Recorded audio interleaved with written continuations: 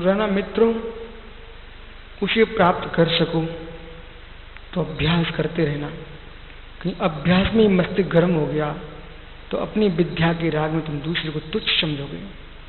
अजित सागर जी, गर्मी चढ़ गई ना अक्षरों की ना, तो मित्र तुम दूसरे को आदमी नहीं समझोगे। यही दिखेगा मुझे अपना काम करना है।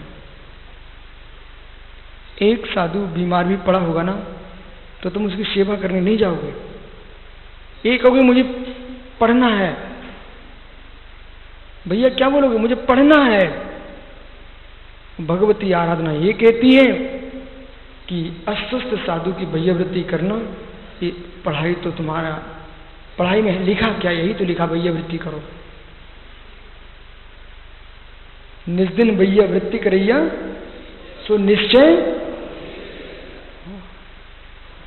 इसलिए बहुत सारे ऐसे गुण विषय हैं जो कि वास्तव में साधु बन के नहीं सीखे जाते हैं। साधु बन के मानव बन जाओगे तब सीखोगे। वो कहूँ साधु बन के तो मानवता को भूल गए ना, तो साधु तो बने नहीं पाए और मानव बचे नहीं हो तो भगवान कहाँ से बन पाओगे।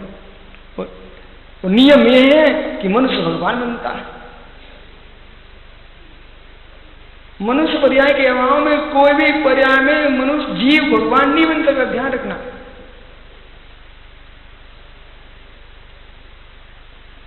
ऐसा ही है मनोज सागर जी, मनुष्य बने बिना जीव भगवान नहीं बन सकता मित्र।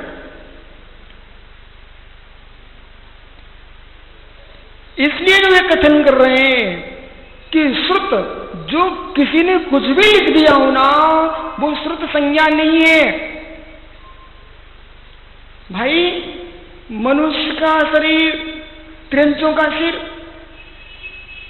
त्रिंचों का शरीर, मनुष्य का सिर, मनुष्य के सिर में, मनुष्य के शरीर में बड़े बड़े जानवरों के सिर, ये संभव है क्या? जो भगवान होगा, जो परमात्मा होगा, वो ज्ञानी कभी ऐसे रूप में नहीं होगा। ये मनुष्य का सिर, शरीर त्रियंच का शरीर, मनुष्य का सिर, ये मात्र अंतर्दीपों में तो हो सकता है, कुबो भूमि में तो हो सकता है, लेकिन ज्ञानियों यहां परम भूमि में वो परमात्मा का हो ऐसा संभव नहीं होता है। मान सकते हैं कोई देव विक्रिया करके अपना रूप विकार करके आ जाए, उसकी व्याख्या नहीं। कर्म भूमि में जो परमात्मा बन के आया है, संत चतुर संस्थान से युक्त होता है परमात्मा। समझ रहे ना? नहीं कोई सोचे कि यहां हो सकता है, संत चतुर संस्थान से युक्त होता है परमात्मा। कुबड़क हुंडक आदि संस्थान से तीर्थंकर जैसा परमात्मा नहीं होता है। सामान्य केवली तो ये जीव बन सकते हैं, लेकिन जो तीर्थंकर परमात्मा की बात करोगे तो उनके लिए सर्वांग सुंदर चाहिए है। और ये भी विशेषता यहां रखना भैया राजकुमारी, वर्तमान में सर्वांग सुंदरता जो तुमको दिख रही है मिथ्य कार्य है, जो तुम्हारी भविष्य में, वो पंडित नेमीचंद जी नौगांव का पोता बैठा है, बेटा खड़े तो हो जाओ। कौन हो तुम? पंडित जी के घर से हो ना? ज्ञानी, इस पर्याय में तुमने कौन सा इतना पुण्य कर लिया, तो इतने अच्छे घर में तुम जन्मे हो, कौन सा तुमने ऐसे पुण्य कर लिया जो तुमको इतना सुंदर चेहरा मिला है? इस पर्याय में तो नहीं किया मित्र तुमने। पूर्व में जो तुमने भक्ति सुंदर रूपम, परमात्मा की भक्ति की होगी, उसे सुंदर रूप मिला हुआ। जब परमात्मा की भक्ति करने वाले को सुंदर रूप मिलता है तो फिर परमात्मा असुंदर कैसे हो सकता है? एक सहज नियम बनाइए, परमात्मा का भक्त, परमात्मा का भक्त कभी असुंदर नहीं हो सकता। भक्ति सुंदर रूपम, भक्ति सुंदर रूपम, भक्ति करने से सुंदर रूप मिलता है, फिर भगवान असुंदर कैसे हो सकता है? और जिसका असुंदर रूप है उसकी भक्ति में कहीं ना कहीं कमी रही है। भक्ति सुंदर रूप है।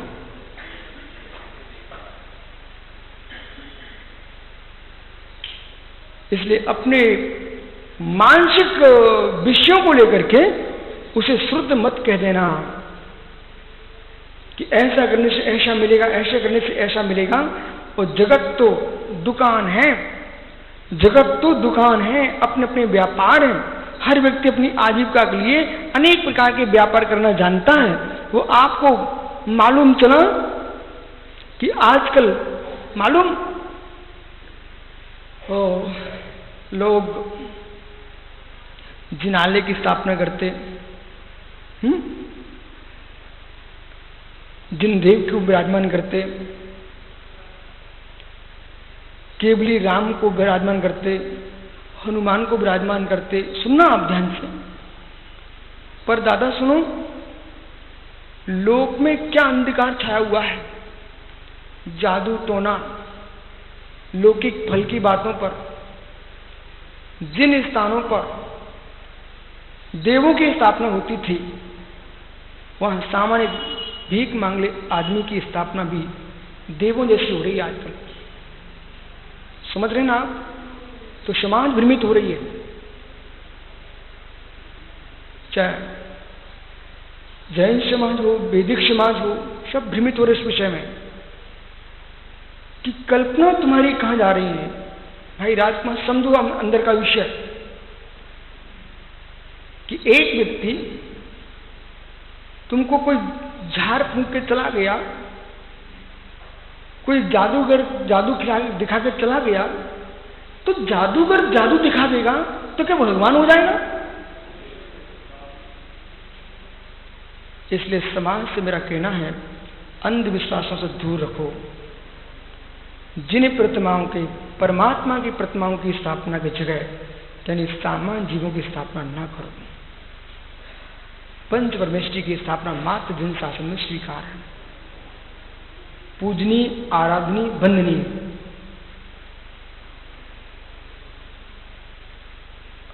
किसी को कहीं के अज्ञानता में वो कहता मुझे लाभ हो गया है, उस लाभ की प्रशंसा करके चार को और साथ ले लेता है।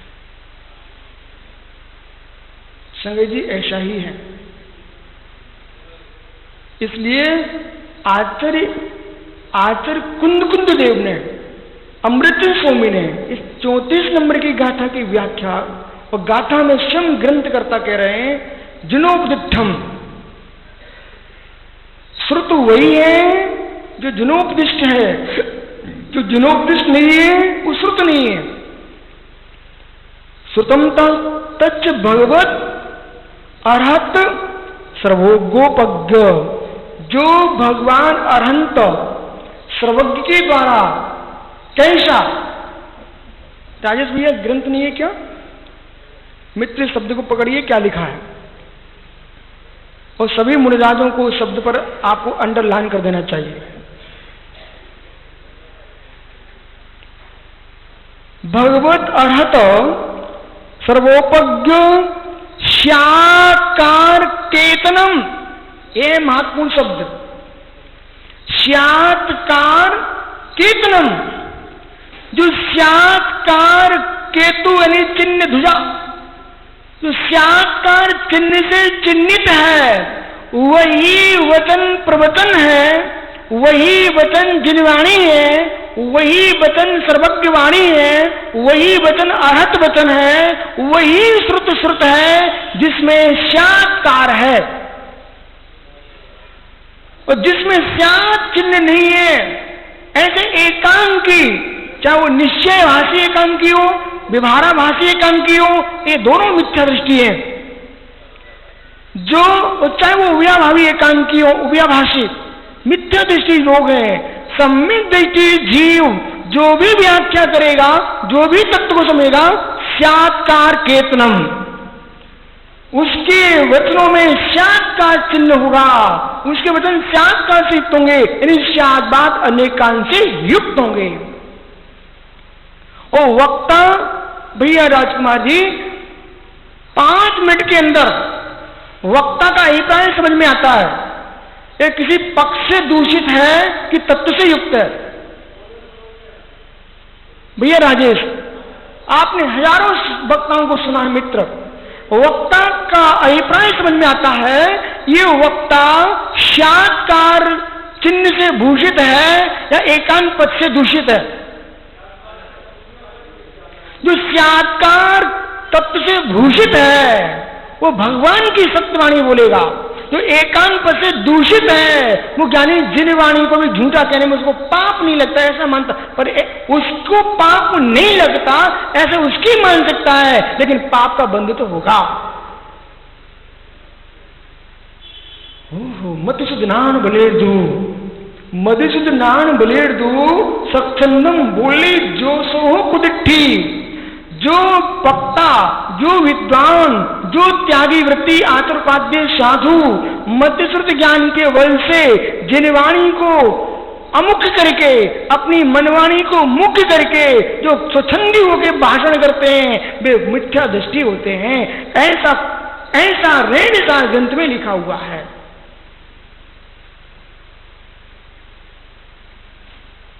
इसलिए भाई ऐ शिवम अध्ययन करो, जिनवाणी समझो, जिनवाणी पढ़ो, जगत की वाणियां न तो कल्याण का हेतु बनेंगी न तुम्हारे प्रवचन संज्ञा को प्राप्त होंगे।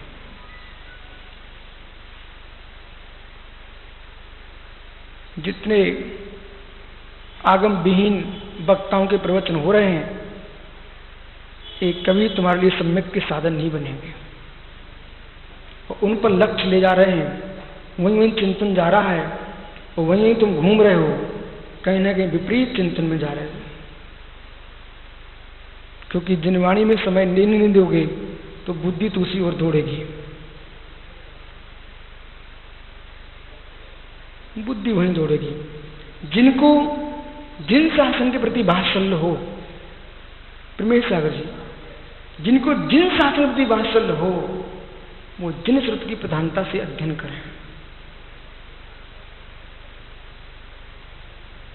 तो खोटे शास्त्र पढ़ लिए और खोटे चिंतकों को, जिनके चारित्र पर प्रश्न खड़े हों, जिनके चिंतन पर प्रश्न खड़े हों, ऐसे लोगों के शब्दों को पढ़ करके श्रद्धा में किंचित भी लाते हो तो सम्यक में दोष तो आएगा, इसमें कोई शंका नहीं है।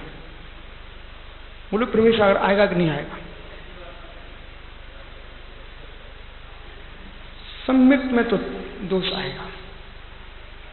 और यदि उस व्यक्ति का नाम लेके और तुमने दूसरे से कहा कि ये अच्छी बात इन्होंने लिखी है, तो मित्र आपने दूसरे को भी इससे प्रभावित किया है, तो उसको भी डूबेगा सम्यक। देखो आगम तो आगम ही बोलना पड़ेगा ना, डूबेगा। अर्हत प्रवचन से हमारा मस्तिष्क अन्यत्र भटकने लग जाए तो समझना अभी संसार धीर है। अर्हत प्रवचन से हमारा चित्त अन्यत्र डोलने लग जाए और उसमें तुमको सत्यता दिखे, वो आगमों में सुधार की भाषा तुम्हारे मुख से आने लग जाए तो समझना तुम्हारा सम्यक डोल चुका है। सुनो विद्वानों, सुनो ज्ञानियों, नहीं जानते हो तो काम चलेगा, विपरीत मानते हो बिल्कुल काम नहीं चलेगा।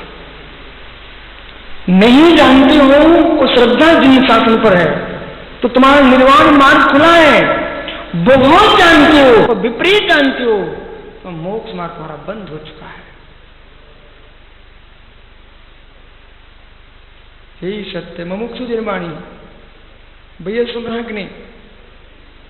इनके चैनल का नाम जिनवाणी है और अपने अधिकारियों से कह देना वही प्रसार करें जो जिनवाणी हो।